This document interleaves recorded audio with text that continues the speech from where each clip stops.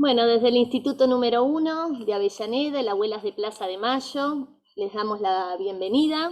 Mi nombre es Maricruz, soy profesora del instituto, integrante de la Comisión de Interculturalidad. Nos acompañan integrantes del equipo directivo del instituto y también integrantes de la comisión. ¿Sí? Está Hernán, Sassi por ahí, está también Lili Martínez y distintos profes del instituto. No sé, Jorge, si querés saludar. En este momento me estás escuchando. Marisa, quien quiera del instituto. Vamos a intentar. Bueno, hola, ¿cómo les va a todos, a todas y a todos? Gracias por la participación. Gracias a la compañera licenciada Mirta Millán, que nos va a hablar sobre esta temática, que no es muy habitual, sobre todo en la línea de lo que es la historiografía oficial y la puesta en marcha de distintas disciplinas sociales, tampoco se desarrolla mucho, así que vamos a estar expectantes aprendiendo algunas cuestiones. En el instituto tenemos, digamos, una impronta bien marcada de trabajo sobre los derechos humanos, la inclusión, el trabajo sobre distintas temáticas que hacen desde a nuestros nativos originarios como a la lucha por la igualdad de género, por el trabajo y la inclusión democrática. Así que bueno, es un elemento más que sumamos de buen gusto. Es interesante, estaba recién tomando alguna nota yo como para poder compartir, pensar esto como un elemento más en el proceso de recuperación de las luchas en el marco de este proceso de independencia, donde también participaron muchos sectores sociales, muchas etnias, y no solamente participaron dando, digamos, su vida, sino también su situación y su amor a la participación, a la construcción de eso que estaba en plena ebullición. Es decir, esta idea de la construcción de la patria grande me parece que requiere de estos encuentros, y en esa lógica recuperar la idea y la práctica del nosotros es indispensable. Eso es la lógica de la construcción de espacios comunes, democráticos, inclusivos y respetuosos de la vida en todas sus formas. Porque hoy incluso nos sirve todo el plafón de la cultura de nuestros nativos originarios para ver el respeto, por ejemplo, entre otras cosas, que no es cosa menor, al planeta. Así que le agradezco realmente la participación. Gracias. Muchísimas gracias. Bueno, Jorge es el vicedirector del instituto. Mirta, bueno, la convocatoria hoy ronda alrededor del 9 de julio, presencias, ausencias y representaciones en el proceso de independencia nacional. Tenemos el honor de contar con Mirta Millán, que ella es miembro de la comunidad mapuche urbana, Pilián Manque, Cóndor Sagrado, no sé si lo pronuncié bien, Mirta, después me corregirás, de Alabarría. Te contamos, Mirta, que se inscribieron de distintos institutos de la provincia también, del 804 de Esquel también. Y bueno, después si quieren presentarse, como les comenté en el chat, para que le quede el registro a Mirta de quienes participaron de este encuentro, se los agradezco. Voy a hacer una presentación breve para quienes no tuvieron la oportunidad enriquecedora de conocer a Mirta con anterioridad. Ella es licenciada en Artes Visuales de la Universidad Nacional del Arte, es magíster en Estudios Étnicos por Flaxo Ecuador y actualmente tesista de la Maestría en Antropología de Flaxo UNICEF. Es docente de la provincia de Buenos Aires desde hace 25 años y también trabaja en el CIE de Olavarría. Y es coordinadora de la Mesa de Trabajo Autogestionada en Educación Intercultural de la provincia de Buenos Aires. La línea de investigación que maneja Mirta es sobre saberes ancestrales y educación intercultural. ¿Sí? Para Mirta es importante que este encuentro sea una conversación, así que les aliento a que puedan participar a través del chat con distintos comentarios o preguntas para que pueda haber un ida y vuelta. ¿Sí? Mirta, te damos la palabra, te damos la bienvenida.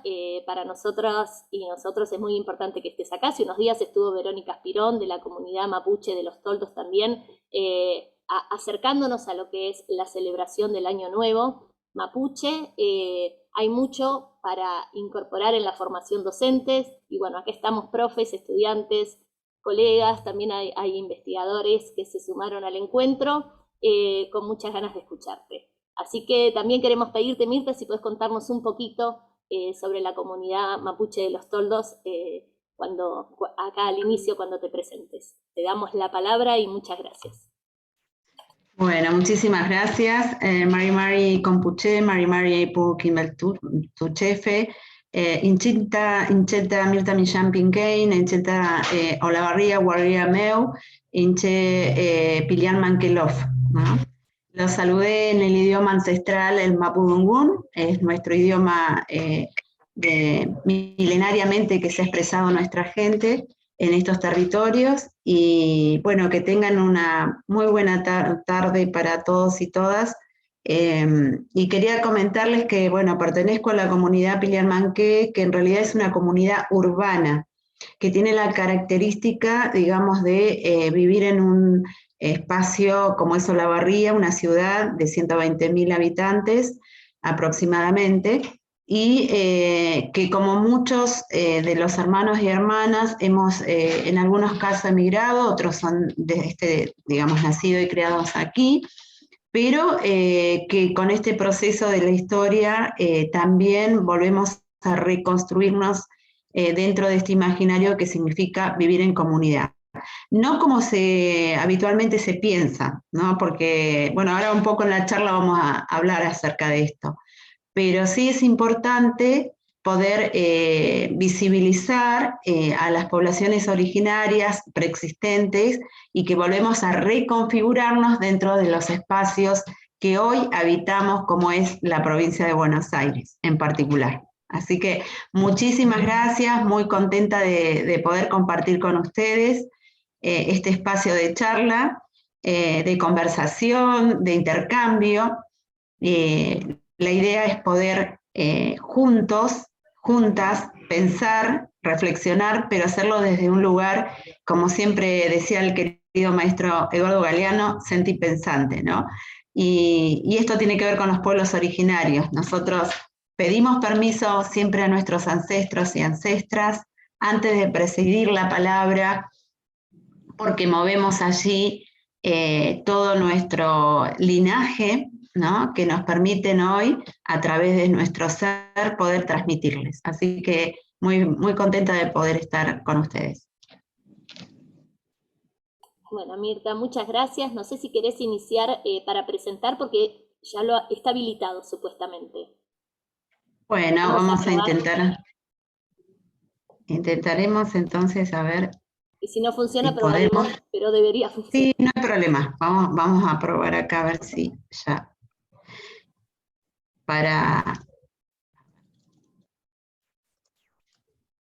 Yo creo que sí, que ahí va. Ahí está empezando la función de compartir. Perfecto, ahí se ve muy bien. Bueno, arrancamos. Está un poquito lenta mi compu, pero vamos a ver si logramos. Bueno, este es nuestro saludo, como les decíamos inicial, el Chalín, el Mari, a todos y todas.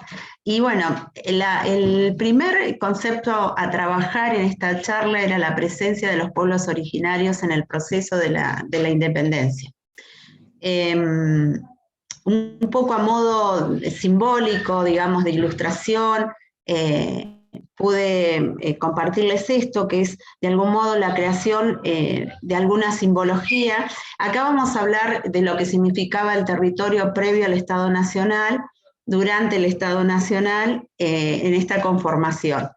Tenemos que hablar que los pueblos originarios son preexistentes, por lo cual significa que no había una línea territorial marcada como la concebimos hoy en la actualidad.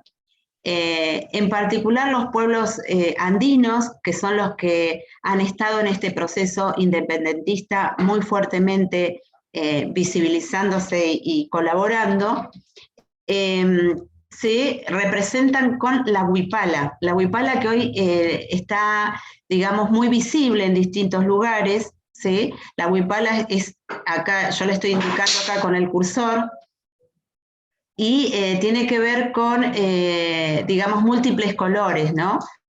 Esa representación simbólica de la huipala es preexistente a los estados. Estamos hablando que milenariamente existió.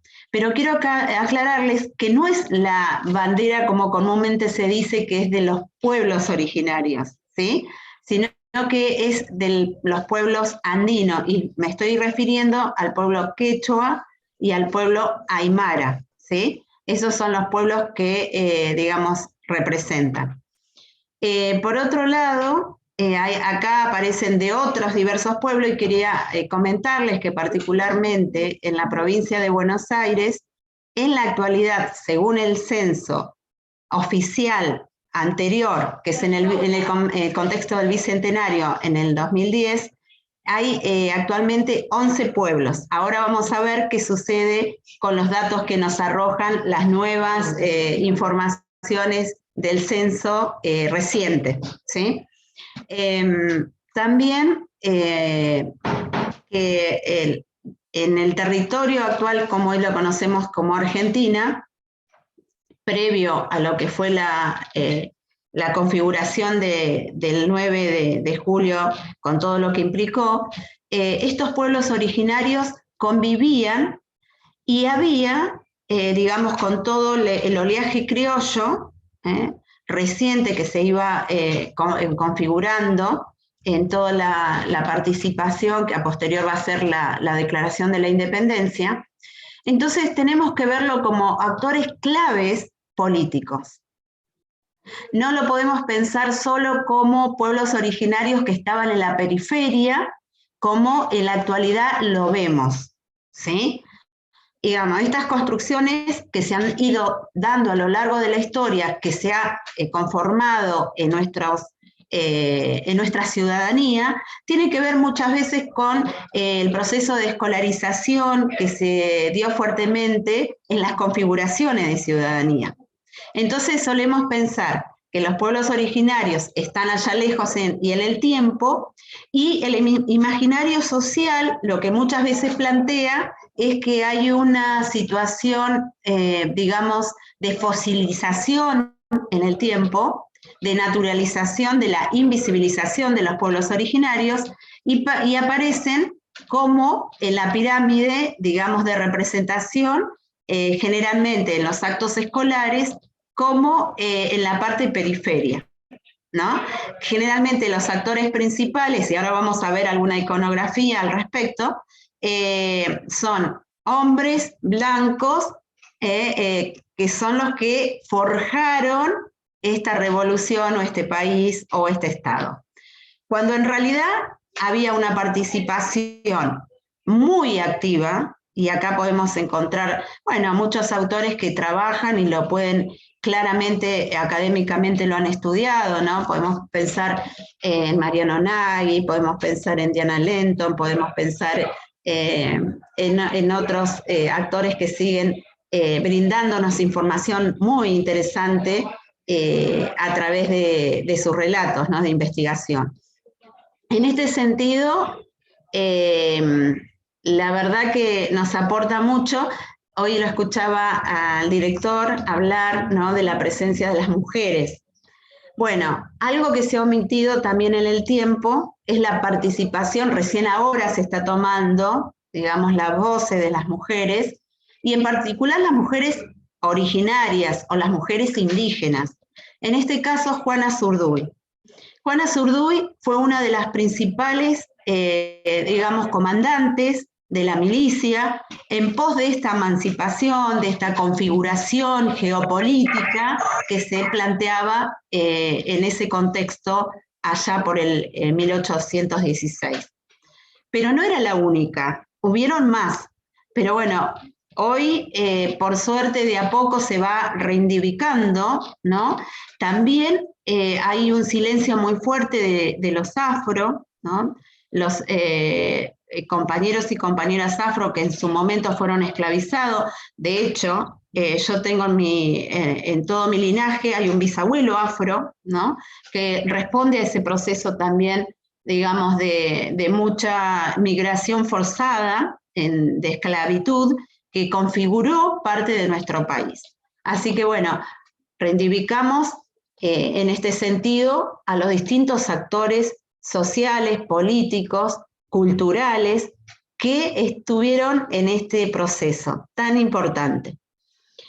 En relación a la Declaración de la Independencia, se llevó a cabo en 3 idiomas: el quechua, el guaraní y el aymara, ¿sí?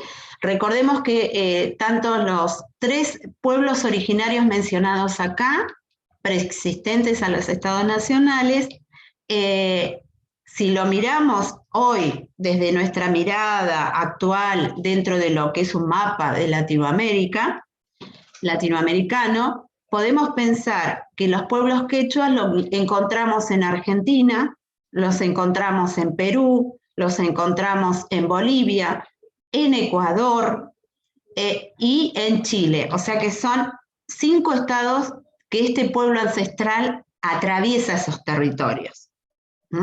Digo esto para que vayan como pensando cómo se fue armando este proceso, ¿sí?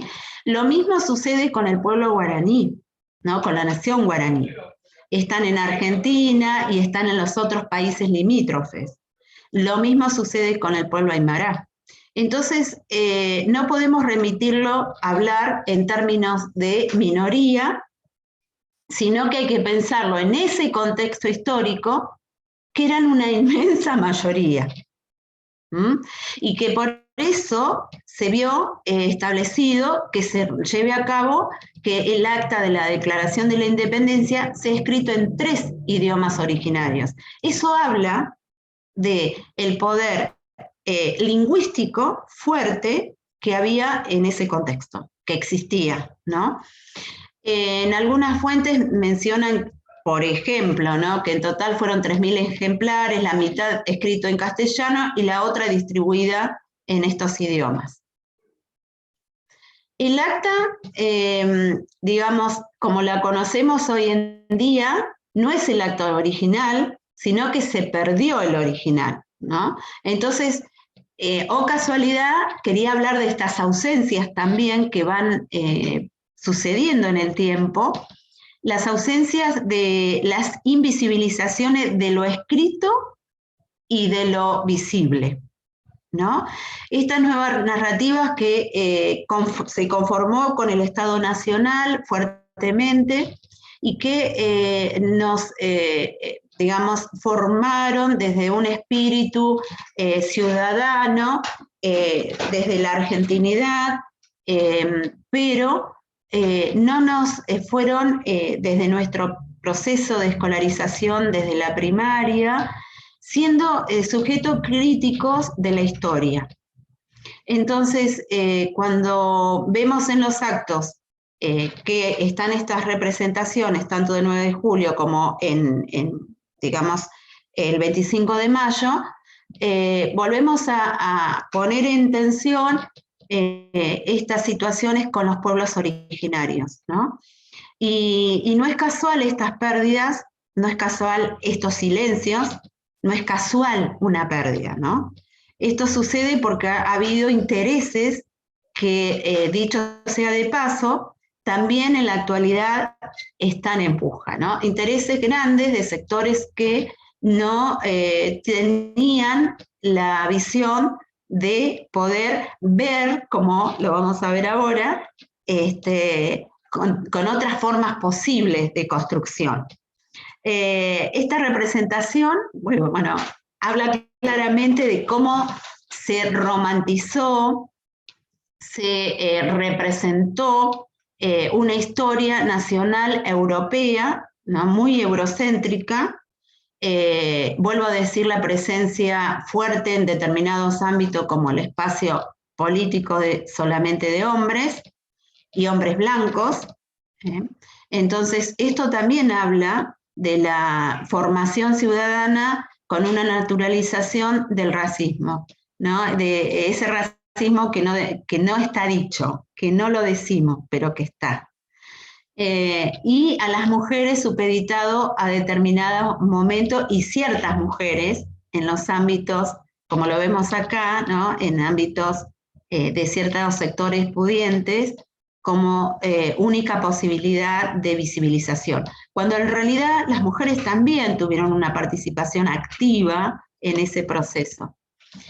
Lo interesante que podemos encontrar en esta declaración, que fue traducida al quechua y al aymara, básicamente en su mayoría, también otras fuentes hablan que fue escrita en guaraní, hablan de ese proyecto de emancipación que tenía tanto San Martín como Belgrano, como otros próceres que quedaron en una situación de poder muy, digamos, en asimetría en función de otros intereses de otros sectores, ¿no? Cuando Belgrano proponía, por ejemplo, que la capital fuera Cusco y no Buenos Aires, imaginémonos que la situación en la actualidad y el contexto hubiese sido totalmente otro. Digamos, esto habla de la dimensión de la presencia de los pueblos originarios, ¿no? Habla también de la mirada fuerte de cierto, como decía, geopolítica, de ciertos lugares de representación también muy fuertes en ese momento de la historia. Es interesante pensar cómo la diversidad de pueblos y la diversidad natural de nuestros territorios también marcaban todo esto que significa el avance, las luchas, las proclamas de emancipación, ¿no? Por eso pensar en la actualidad a estos pueblos que no desaparecieron, que no en ningún momento de la historia, digamos, dejamos de ser, de existir en estos territorios. La diferencia es que sí hubo una historia y hubo un proceso de escolarización muy fuerte hacia el olvido y hacia el silencio. Lo que diríamos la pedagogía de los silencios que hay que indagar y la pedagogía fuerte de la argentinidad, ¿no? Pero pensándola siempre desde un lugar muy fuerte de lo blanco europeo y no desde los pueblos originarios con todo lo que implica, ¿no? Ese conocimiento. Recordemos también que una vez que se consolida, no gana, por supuesto, las fuerzas políticas de Belgrano, el posicionamiento ideológico que tenían los próceres de ese momento, sino que se constituye de otra manera. Por otro lado, es interesante ver el contexto, yo esto lo voy a pasar rápido, pero la idea era un poco graficarlo, entender que la Argentina siempre fue diversa, plurilingüe, y que la proclama que se dio en ese momento no responde a la realidad que tenemos hoy con esa diversidad cultural existente, ¿sí? A mí me gustaría pasarles, a ver si logramos, pasarles un videíto de una persona que contribuyó muchísimo a nuestro conocimiento ancestral, que fue el Taitaúlpu, que el año pasado, en plena pandemia, nos dejó, y él la va a leer y va a mostrarnos un poco lo que significa esta declaración de la independencia desde el quechua, ¿sí? No sé si salgo de acá, intentamos, a ver, pasarla. Probemos, Mirta. Ahora vuelvo a compartir pantalla. A ver si es acá.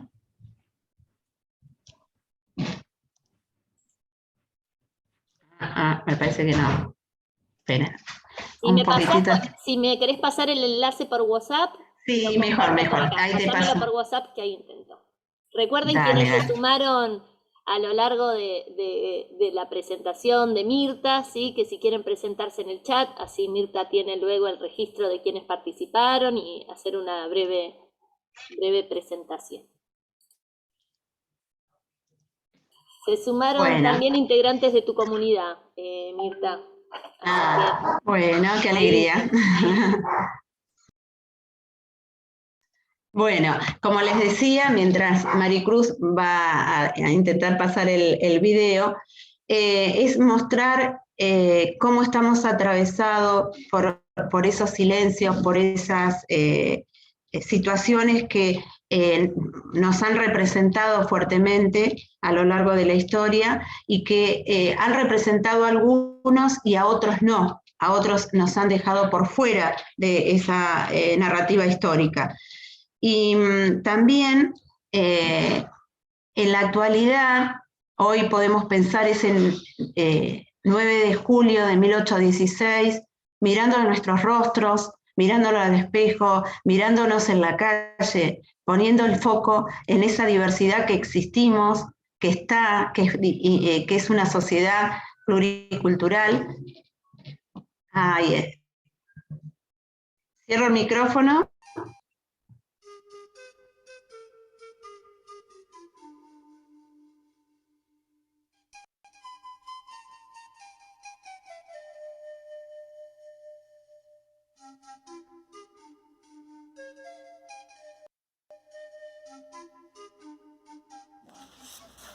Hoy vamos a leer el Acta de la Independencia, el 9 de julio de 1816, que fue redactado en castellano y en quechua. Ahora nosotros tenemos la traducción en runasimi actualizada, en quechua actualizada. Julio Kelka, el Acta de la Independencia. Atauchi Anchasumaj Yacta San Miguel Tucumampi, Chisconponche Canchisquillan Huaranca Pusaj Pachaj, Chunca Sostayo Huatampi, Muscaro Juñomacu, Tucusca Huamanicuna Jujliachasca, Juñonacu, Sispan Ñaupajnin, Ayninakunta, Jatunin, Tituac Acuyapi, Jespikainin, Ayllukuna Japinin, Yapajpa Carpa, Tajya Churku, Uyya Cucuynin, Pachaquitimanta, Jespichiraiku, Hatun Raimi Jauchaipa, Atinin, Españamanta Camachicuna, Ranti Saikunaka, Huacanchanku, hasta Wampis Ukunchainimpi, Ekeñanku, Nah, Checa Yakankuna, Chaninwan Irmun, Muchuchin, Samin Paipa, Ayllukuna, Ranti Saspa, Jepankunapa. Tukuychainimpi, Tapusjanku, Munarjankuchus, Jujlechakuspa, Huamanicuna, Cancuman, Jespi, Pacar, España, Camachinmanta, Jaililcusjanku, Ñaupachta, Juntasca, Pahuahuaca, Checalmanta, Ujmanta, Cutirichincu, Jepampi, Ujmillampi, Pachanmanta, Churacuspa, Ajlia, Jespi, Caipaj, Itipaj, Tajlia Chispa, Jepampi, Juyapaj. La declaración Sutinchari. Ñoqayku Ranti Sayakuna, Ujllachasqa, Huamanicuna Kuyakunapi, Tantasqa Tukuyllapan Juñunakupi, Wajllaspa Wiñaypaq T'isimuyuq Kamachin, Llaqtakunaq Kamachin Sutinpi Rantisayku, Hanan Pachaman Qallaykuspa Pakarkumanta, Tukuy runakunaman T'isimuyumanta, Cheqanchan, Ajllayninkuta rimari, Sutinchayku, Sutiywan Hallpa uyaman. Uqllachasqa yallin mana tukispakuni kay wamanikunaq q'aqchapaku t'inkipakunata p'itispa España yallininwan. Kutirichiy allawkankunamanta qhichupasqa yupanchaykuna hanan sansa uqqespi paqarpaqpa sapankaywan Rey Fernando qanchisniqmanta rantiqinkuna hatun markamantawan saqikuy qatirinin ruwasqamanta allawkamanta hatunchasqa junta atika qonapaq chantakuna usqaychachun chiqalta mak'allichun pachampi tanta tinkupaq tukuy sapauqnin ajinata qañinku qhastinchanku huñipanku sasallwikuspa ñuqaykumanta juntakuman taqyachi kay llallimanta chiqan ukhupi mark'ancha kawsayninkunamanta kapuymanta allawmapiwan willapakuy mayqinkunamanchus llakinqa qañiyninpaq yupaychay waqayninpi manuyay paqarkunaman kisillachikun hastipi hunk'allikun tiqsikuna pihwachakun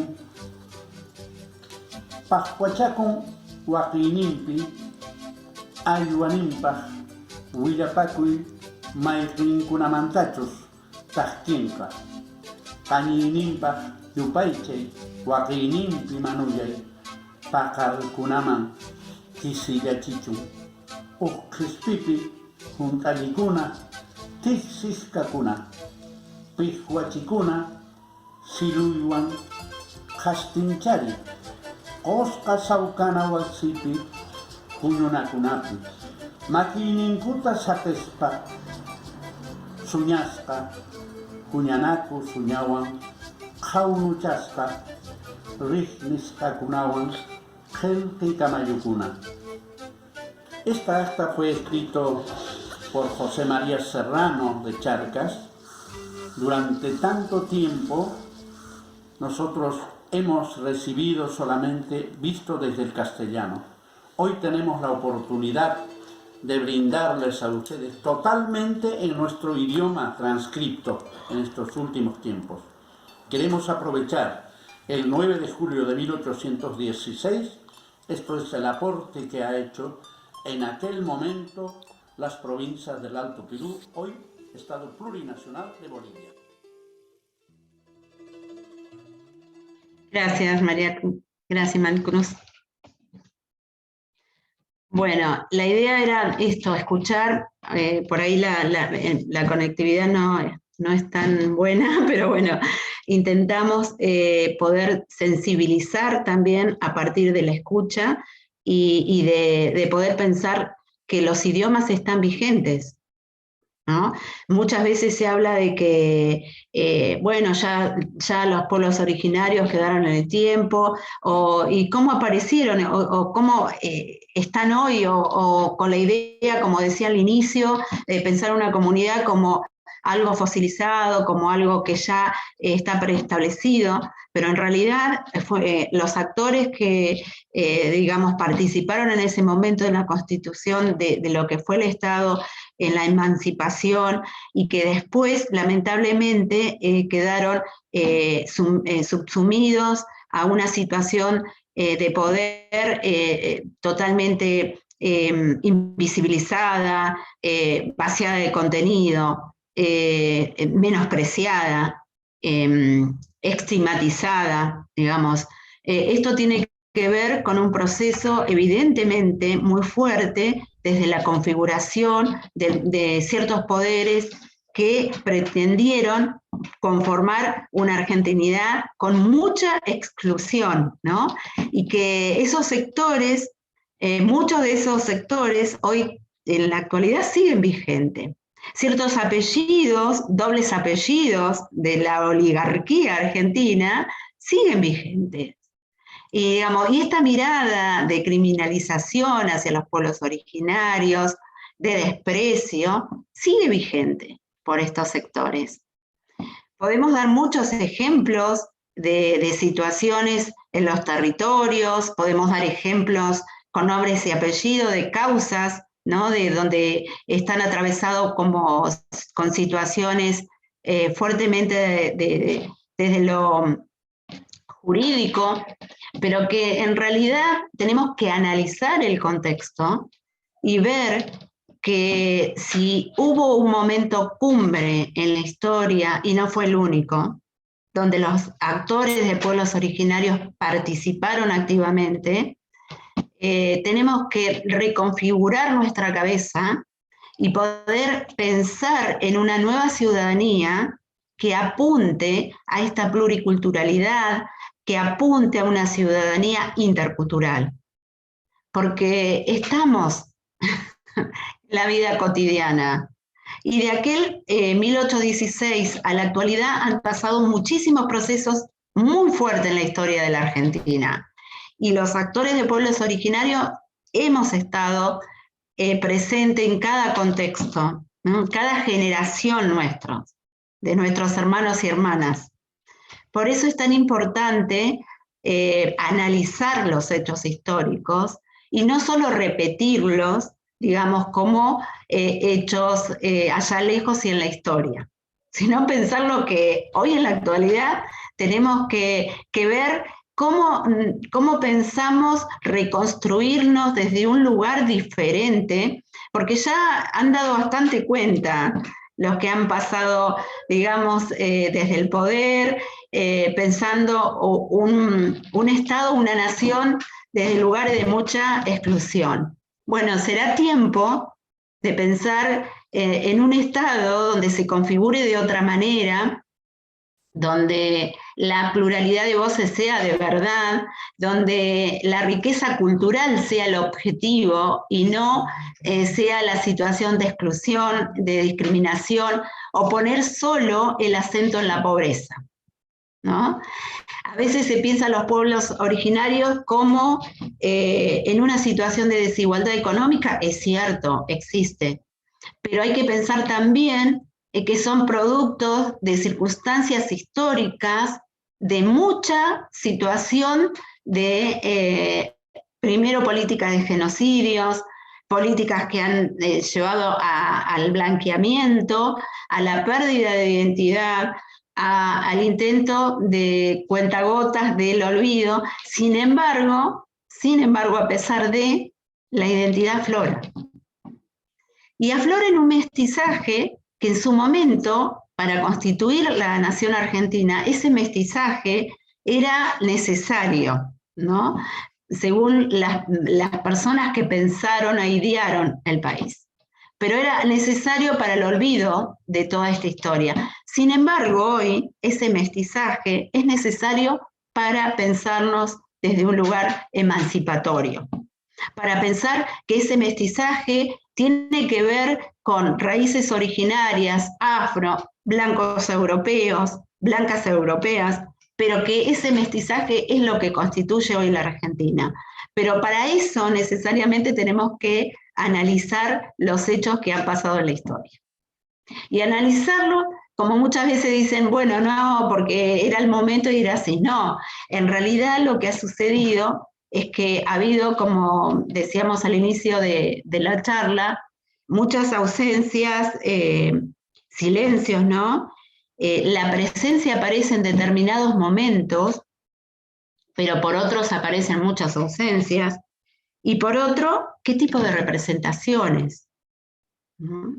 Porque si en el acto escolar solo, por suerte ahora ya no tanto, pero en algún momento de la historia esto fue fuerte, agarrar el corcho y pintarlo a los chicos para que representen ser afro, eso es terriblemente violento, es racismo, para ponerle el ponchito que te parezcas a un indio, también es tremendamente violento. Digo, la institución escolar tiene que revisar esas prácticas pedagógicas que se han dado a lo largo de la historia y que se han naturalizado y que la replicamos en cada acto escolar, en cada efeméride. Entonces digo, me parece fundamental que una efeméride como la del 9 de julio, que nos conmueve en algún punto, y decimos ¿por qué? Porque hay ahí una esencia de la cual se ha perdido. Hay ahí alguna que nos remite a la memoria y nos hace recordar, recorrer a través de la memoria ese momento histórico donde pudieron, que no se logró, pero quedó en stand-by, podemos pensarlo desde ahí, ¿no? Por estas situaciones de poder, de puja de poder, pero que lamentablemente este sistema conformado de vida, lo decía hoy también al inicio el director del instituto, la mirada hacia los territorios del cuidado, de la preservación, de la vida, está basado en ese sustento milenario de los pueblos originarios. Esto de pensar que todo lo que habita hay que tener un respeto, pero también pensarlo en la mirada integral, política, filosófica, pedagógica, y que nada queda por fuera. Y ahí es donde a mí me encanta pensar cuando nos dicen los mayores, ¿no?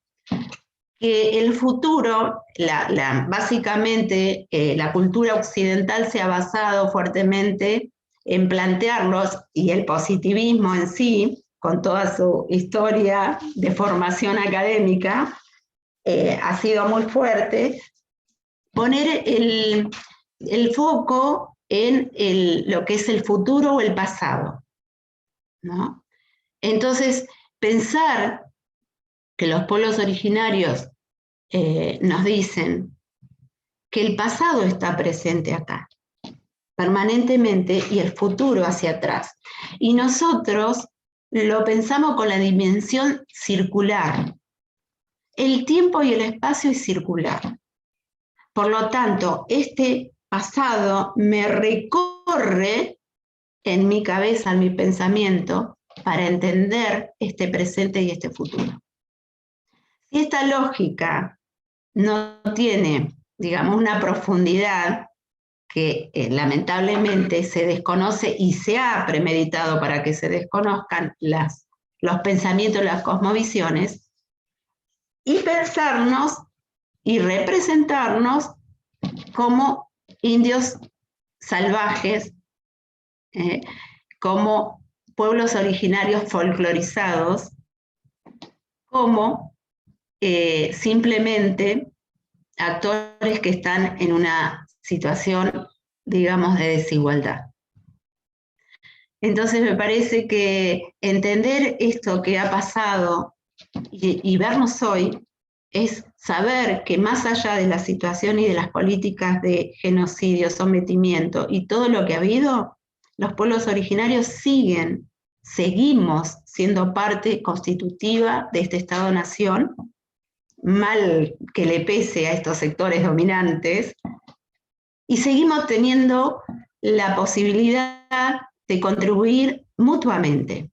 Yo los invito y las invito a que empiecen a pensar de manera intercultural, a sacarnos un poquito ese ropaje europeo, a mover nuestros prejuicios, a desnaturalizar esas lógicas de representación que nos han enseñado a lo largo de la historia, y a poder ubicarnos desde otro lugar.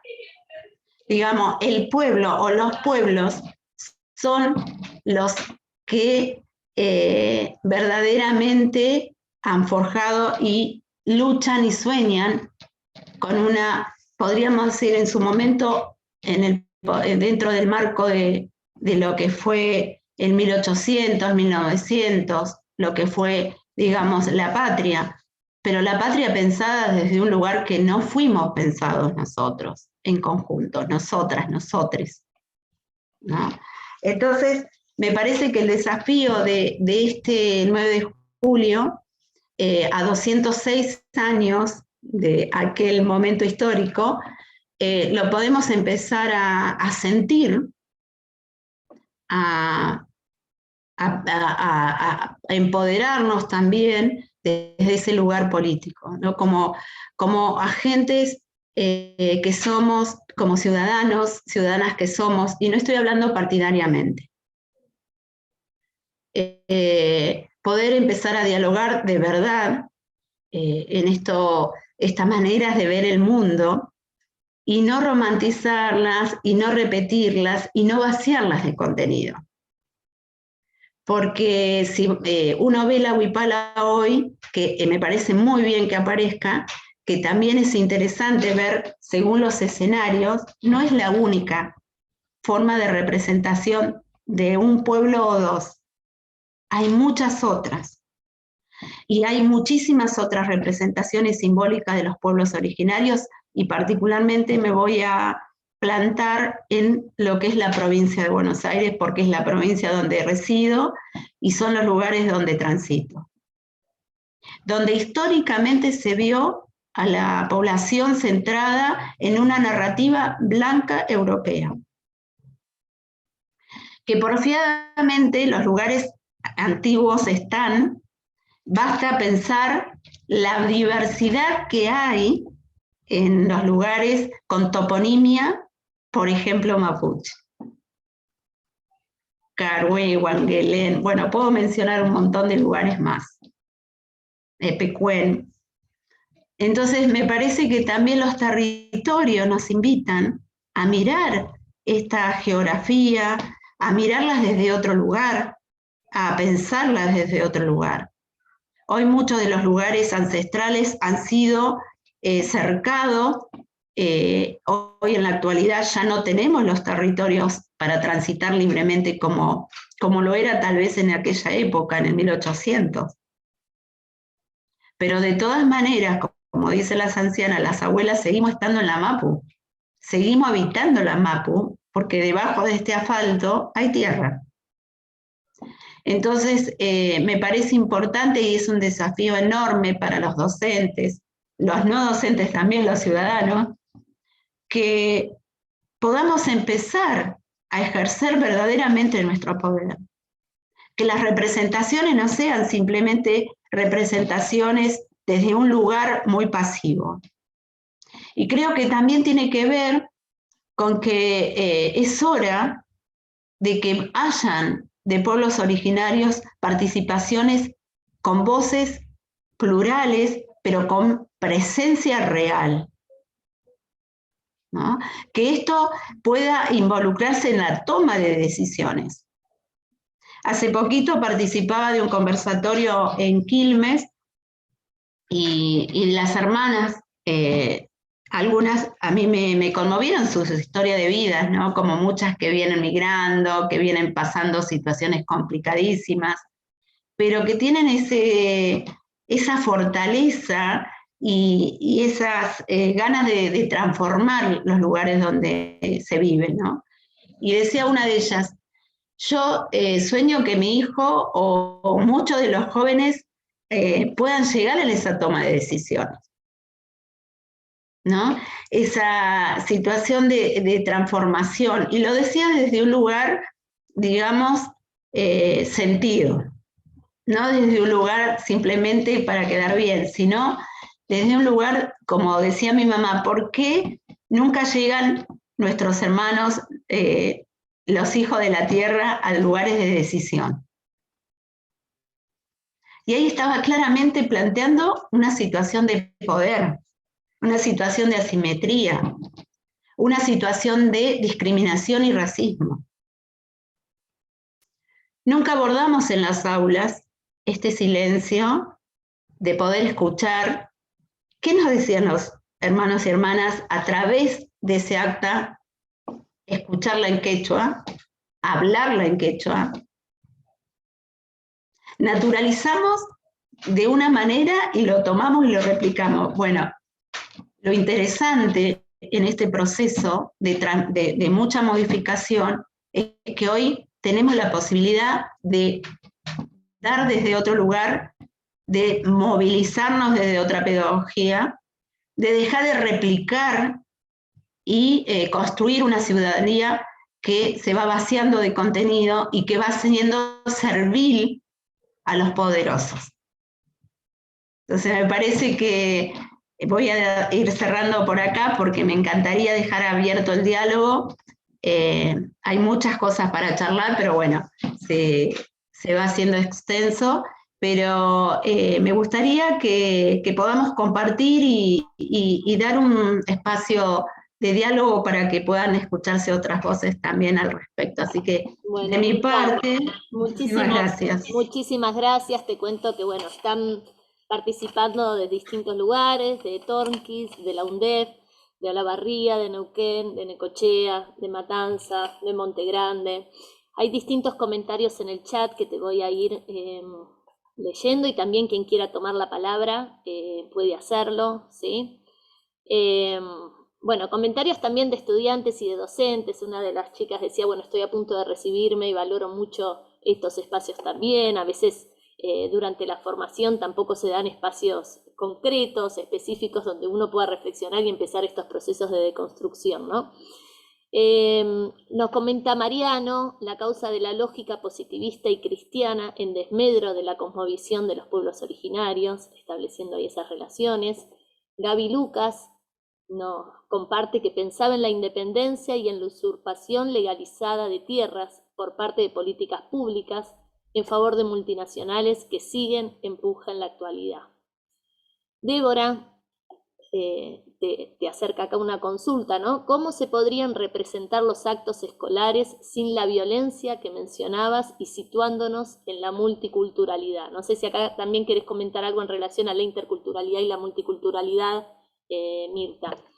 Buenísimo, gracias. Te comento y después vas retomando lo que te parece, así.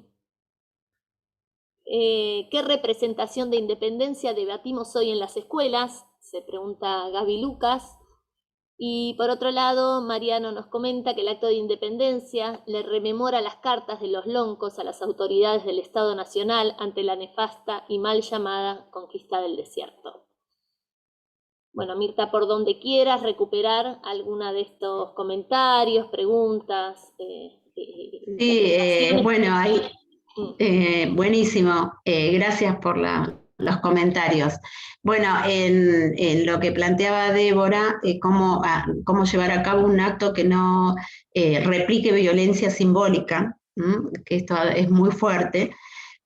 Lo interesante es empezar a recuperar memorias, ¿no? A indagar con los estudiantes, con esto de la identidad está muy silenciada, nadie sale a decir yo soy, muy pocos son los que vamos, digamos, identificándonos como parte de un pueblo debido a todas estas situaciones que comentábamos, ¿no? De racismo y de discriminación.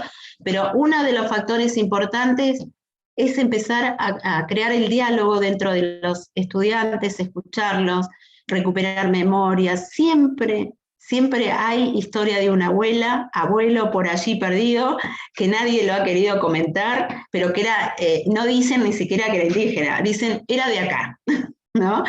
Con ese era de acá, están diciendo era de este territorio, o de una zona determinada, pero ese silencio generalmente lleva a reconstruir lo que es la identidad originaria, ¿no? Muchas veces encontramos el relato, no, mi abuela era, yo no lo soy. Bueno, mi abuela era, yo llevo sangre de mi abuela, por lo cual también tengo esa identidad. Puedo tener otras, pero entre ellas tengo identidad originaria. Bueno, eso es un motor para reconstruir. También hay material interesante, por ahí, digamos, que se han emitido en algún momento, habría que buscarlos en la web, en relación a relatos orales, por ejemplo, el canal Encuentro tiene, y es muy interesante buscar por ahí, buscar también algunos escritos que han salido o que hemos realizado, algunos que estamos en el ámbito de educación, y acá lo voy a unir con educación intercultural, que la educación intercultural apunta a que se pueda dar en un marco de simetría.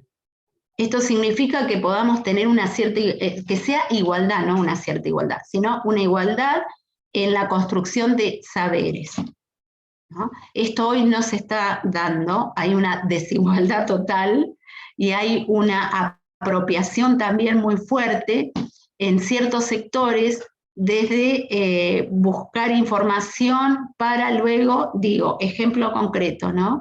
En relación a la medicina ancestral, entonces van a las comunidades, se toma conocimiento, pero después eso lamentablemente se vuelca en papers o en laboratorios. Entonces, ahí estamos viendo que hay todavía todo ese atropello, esas situaciones, y muchas veces las comunidades o los pueblos tienen temor de dar a conocer, por toda esa apropiación que hay, de pronto, de no hay un espacio de escucha, diálogo y de reciprocidad. Cuando hablo de reciprocidad, dentro de los pueblos es esto, la naturaleza da y recibe. Entonces, si uno da, también recibe, y esto tiene que fluir. Entonces, muchas veces no se da de igual a igual, ¿no? Doy esos dos ejemplos, puedo dar un montón más, pero la interculturalidad no es la panacea tampoco, no es que nosotros digamos es la salvación, pero es un medio que hoy nos permite instalar esta problemática fuerte de desigualdad en relación a la construcción de la ciudadanía en las escuelas, en los ámbitos académicos, en la posibilidad de, así como el Estado también puso políticas fuertes del olvido hacia nuestras, digamos, nuestra identidad, hoy pueda revertirse a través de la educación, ¿sí? Entonces apelamos a la educación intercultural y es ver y valorar los saberes ancestrales. Para eso hay que empezar a dialogar con vecinos, vecinas que son de los lugares donde viven ustedes, donde vivo yo, donde vivimos muchos. Lamentablemente a veces uno no está en conocimiento y entonces buscamos, o generalmente se remite a buscar a otros lugares. Cuando hablamos de, por decirle un ejemplo, ¿no? El pueblo mapuche, vamos a la cordillera. Ni hablar, en las últimas épocas era totalmente, lamentablemente, estigmatizado, criminalizado. Entonces, depende de la circunstancia, a veces hacemos un proyecto en la escuela acotado, descontextualizado, y nos parece que estamos trabajando la interculturalidad plena. Bueno, esto hay que revisar también. ¿Cómo construyo con el otro? ¿Cómo lo trabajo sin ser invasivo o invasiva, pero en una situación de diálogo? ¿Cómo practico la reciprocidad en ese espacio? ¿No? Esto también es un aprendizaje permanente. Y después había un comentario que había hecho un profe en relación a las cartas de los loncos. Y me pareció muy interesante. Voy a retomar solamente un ejemplo, hay muchos también, lamentablemente se desconocen, pero en el caso de Calfucurá, que es para nosotros debería ser, entre comillas, desde lo occidental sería como un prócer, para nosotros es como una autoridad que con el Estado, en esta formación y conformación del Estado, estuvo permanentemente en situación de diálogo y negociando su situación con su pueblo. Calfucurá, de hecho, se cumplieron 150 años, hace ya unos meses atrás, y bueno, pudimos hacer una actividad ahí en Bolívar, en la batalla de San Carlos, donde justamente Calfucurá es uno de los espacios claves, digamos, de lucha. Acá en Olavarría, por ejemplo, está San Jacinto, ahí Calfucurá gana, en Sierra Chica también gana, digamos, a esa batalla el Ejército Nacional, y esto habla de las pujas permanentes, de los corrimientos de los territorios, de los resguardos de los territorios, y hay un trabajo muy importante de Ingrid Eyán que da cuenta, Ingrid Eyán es una doctora en historia, que trabaja la etnohistoria, y hay un trabajo de análisis de 127 cartas de Calfucurá con el Estado Nacional. Y yo decía, qué pena que uno tenga que conocerlo en un posgrado y no en la escuela primaria. Digamos, que nos den a conocer que hay muchísimo material, pero que también ha sido supeditado a las ciencias, a la academia, y que no tenemos hoy por hoy la posibilidad de que verdaderamente se haga una transformación en el sistema escolar para revisar y potenciar, digamos, también estos hechos históricos, porque dan cuenta de esa presencia que hablaba yo fuerte, de, digamos, política, geopolítica y de la cosmovisión, ¿no? Si leemos a Belgrano, por ejemplo, nosotros alguna vez trabajamos acá en Hinojo, Hinojo es una localidad de acá cercana a Olavarría, que tiene el nombre Hinojo. Hinojo es una planta, por lo cual, digamos,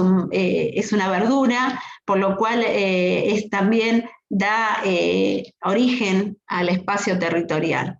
Y trabajamos con las docentes el tema de Belgrano, el respeto de la naturaleza y las narrativas que planteaba Belgrano en relación a los pueblos originarios y al cuidado y al respeto.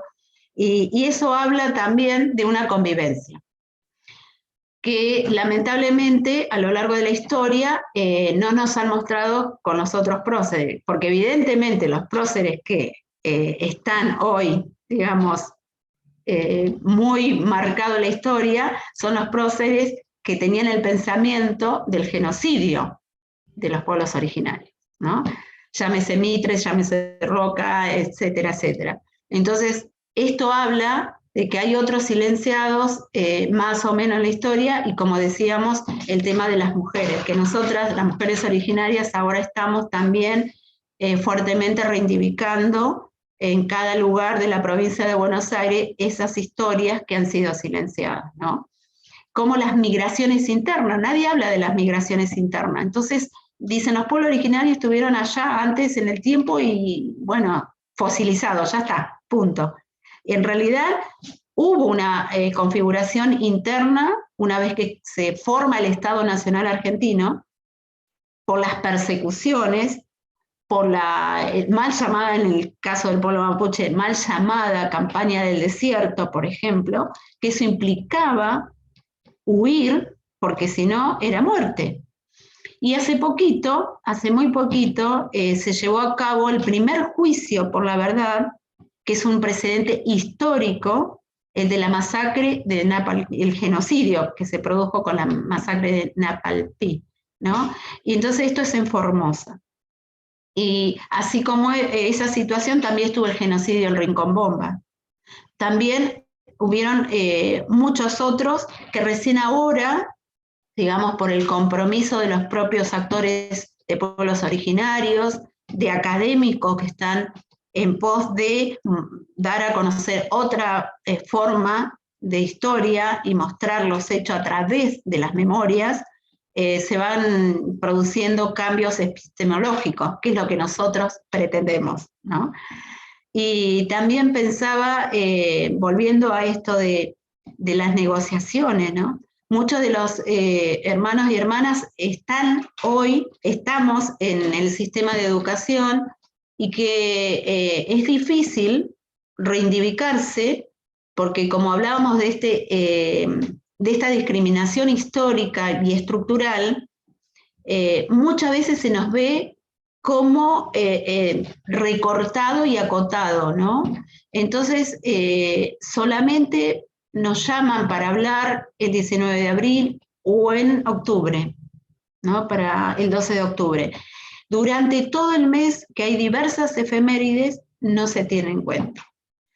Y hablo de esto como para iniciar un 8 de marzo, hablo de esto como el 24 de marzo, ahí la veo a la querida Marita Aure, que hemos estado por allá lejos y hace tiempo, no firme, con lo que han sido los delitos de lesa humanidad en relación a la dictadura militar, y tiene que ver también que hay hermanos y hermanas desaparecidas que nosotros hoy empezamos a plantear, hay algunos que ya, digamos, podemos reivindicarnos, pero hay muchos otros silenciados, ¿no? Y esto tiene que ver también quiénes narran la historia y cómo se narra.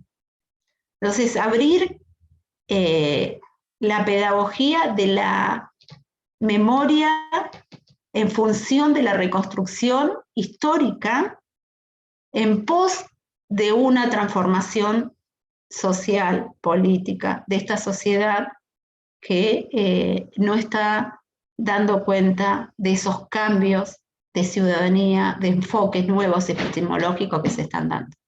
Mirta, Creo que vamos por ahí. sé que en breve tenés una clase, pero no quiero dejar de comentarte, sí, sobre algunos otros aportes que surgieron en el chat. Sí, Marisa, que es la directora del instituto y que está con un problema de salud, por lo cual no tiene voz, pero escribió que es fundamental visibilizar estas presencias que fueron parte importante del proceso de la independencia, un gran desafío para nosotros como Instituto de Formación Docente, pensar la Argentina como Estado plurinacional porque alberga múltiples naciones originarias. El profesor Hernán Sassi se quedó con esta frase, ¿no? Debajo de este asfalto está la tierra que veneramos, decís con sabiduría, Mirta. Esta idea fuerte, con peso de la tradición, es lo opuesto a aquella leyenda hueca del mayo francés, debajo del asfalto está la playa. Cuánta sabiduría nos queda por descubrir y llevar al aula. Gracias por esta charla. Bueno, aquí está el profe del 1, un simple maestro de escuela que se propone recuperar esa identidad negada. Marisa, nuevamente, que esto que reflexionamos no quede solo en charlas para determinadas fechas. La profesora Graciela nos dice, creo que en los actos escolares se puede resignificar la riqueza de la diversidad cultural desde diferentes dimensiones de análisis. La vestimenta permite muchas lecturas sobre el crimen, el espacio geográfico, en vez de ejercer una violencia simbólica. Mariano propone de trabajar sobre esas cartas, estas cartas que estabas mencionando sobre el trabajo que se hicieron, y nos pregunta Silvana, ¿hay diálogo en la dirección de territorialidad a nivel provincial? Y te comento nomás el horario, Mirta, porque vos sos muy comprometida, apasionada, pero sé que tenés una clase en breve, son 6:15 ya. No sé si querés hacer algún comentario con respecto a esta pregunta. Entiendo que tiene que ver con, nada, la gestión provincial de educación y la dirección en particular de territorialidad. Bueno, voy a contestar brevemente y vamos a ir cerrando. Pertenezco a la mesa autogestionada en educación intercultural, que vamos a cumplir 10 años.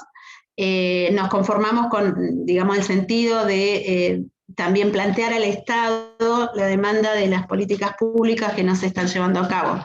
Entre ellos, la aplicación de la educación intercultural en todos los niveles y modalidades. Hace poquito tuvimos una reunión, la cual se les presentó también todas estas demandas. Vamos a ver qué novedades. De hecho, le hemos presentado al ministro Silioni, digamos, una carpeta con documentación administrativa de todas nuestras solicitudes y demandas. Así que estamos esperando respuesta de parte del Estado. Ojalá que la podamos tener positivamente. Hasta el momento diré que no.